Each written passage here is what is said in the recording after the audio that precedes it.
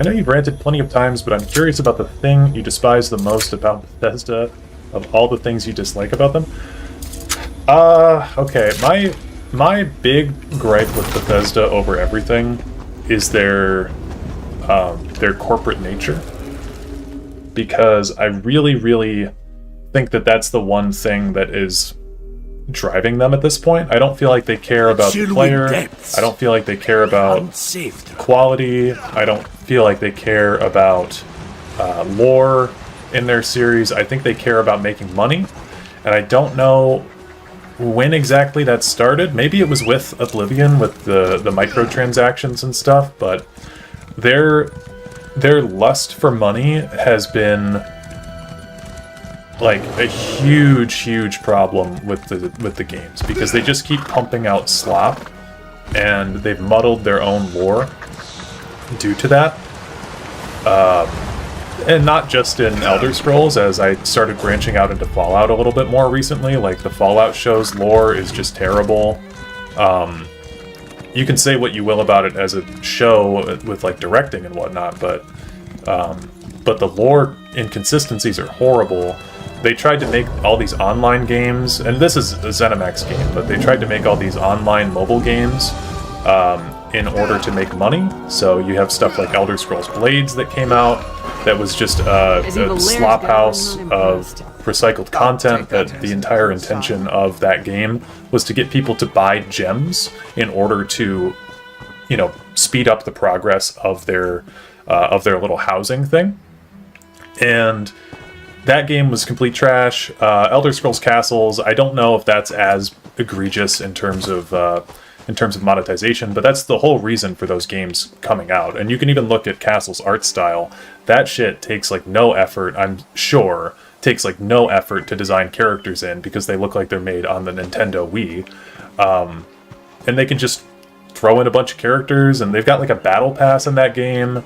And that game is made by Bethesda. So Elder Scrolls Legends was not made by Bethesda, which that game was not financially predatory. That game, you could receive every single card in the game for free, and that was the first one that got shut down. Now Blades is getting shut down, I think, because people are probably not spending money on it, and it's not financially sustainable anymore. And then the Creation Club is a huge thing too. They've just fully gone on, like, we're not going to make DLC anymore. We are just going to start outsourcing DLC to modders, and they're not making their own content anymore. And you can see this with stuff like, if you go on their Instagram, go on Bethesda's Instagram right now, you'll see the past, like, bunch of posts that they've made. I know they just made a post about Aaron Paul being in Season 3 of the Fallout show, but like, all of their posts are like, hey, check out the new creation for Starfield. We added in boots that, like, so-and-so made.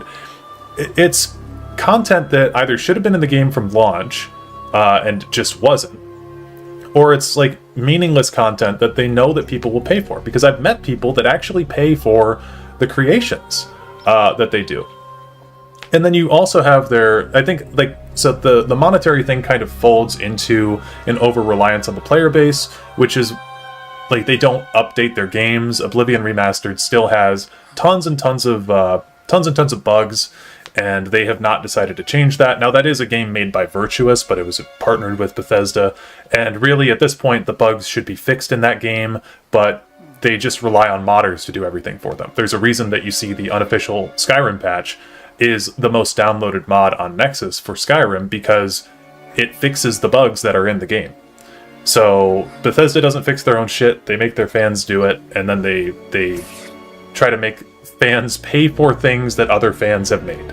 It's a disgusting predatory cycle, and I think it's ruined them as a company, and I have, like, just no respect for them as an organization. So I know I've really I've really distanced myself from ever having a working relationship with Bethesda Game Studios. Unless they seriously change, I don't want to have a relationship with them. I think that they're an evil, corporate, greedy, nasty corporation. And that's not to say that the people that work there are bad. I'm sure that people that work at Bethesda Game Studios are really nice. They seem like good people in interviews and stuff. I don't even necessarily have a problem with Todd Howard as a man.